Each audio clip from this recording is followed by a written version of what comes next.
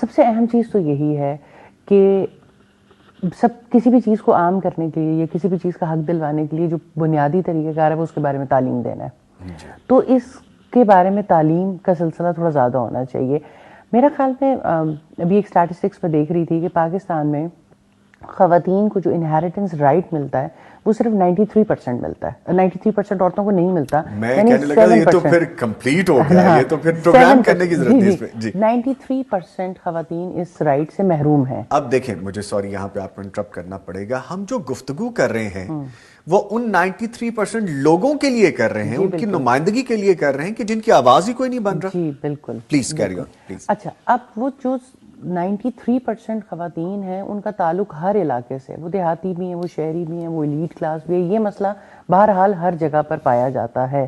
اور جس طرح کچھ اسکالرس کی نے بھی اپنے سوالات اٹھائے کہ پھر تو مسئلہ یہ ہے کہ پھر پھڈا کر لو. اگر آپ کو وراثت میں کسی بیٹی کو تقسیم چاہیے, کسی بہن کو تقسیم چاہیے, کیونکہ بہنیں ہی زیادہ رہ جاتی ہیں کیونکہ وراثت کی تقسیم ہی ماں باپ کے جانے کے بعد ہے.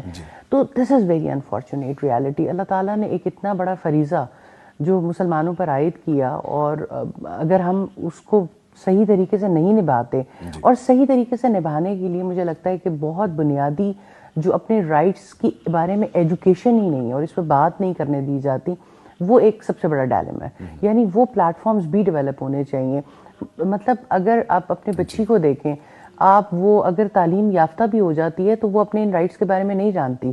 جہاں ہم بہت سارے رائٹس کے بارے میں بات کرتے ہیں تو جو انہیریٹنس رائٹس ہیں, اگر لاء کے اسٹوڈنٹ کو تو یہ پتہ ہے, ایک بزنس کے اسٹوڈنٹ کو بھی کسی حد تک پتہ ہے, یہ اسلام پڑھنے والے کو بھی کسی حد تک پتہ ہے, لیکن بنیادی رائٹس کی ڈسٹریبیوشن کیا ہے؟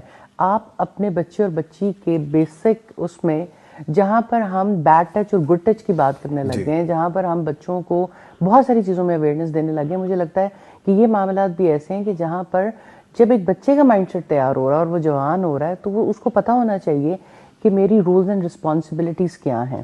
اور اسی طرح سے بچوں کی تو ہمیں ایجوکیشن, جی ہمیں جو پرائمری ایجوکیشن ہے وہاں سے کہیں ان چیزوں کو ایڈ کرنا چاہیے آسانی کے ساتھ.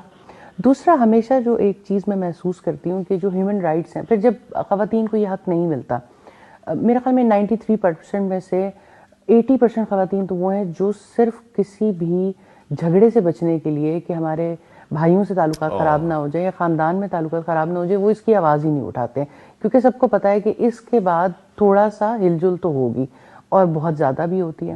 ایسے واقعات بھی ہم جانتے ہیں اور ہم اپنے لوگوں میں جانتے ہیں کہ جہاں قتل ہو جاتے ہیں, جہاں پر معاملات, ایک اینگل جو پہلے ڈسکس ہو رہا تھا کہ جہاں پر شادیاں ایسی جگہوں پر کر دی جاتی ہیں یا اپنے خاندان کے اندر ہی رکھی جاتی ہیں یا شادیاں کی ہی نہیں جاتی, یہ سارا کچھ بھی, اور یہ جانے انجانے کہیں یہ چیزیں رواج پا رہی ہیں. اور استاذہ نے جو ایک ابھی بہت اہم پہلو کی طرف نظر دلائی نا, اس ظلم میں سب سے زیادہ جو شریک ہیں وہ خود خواتین ہیں.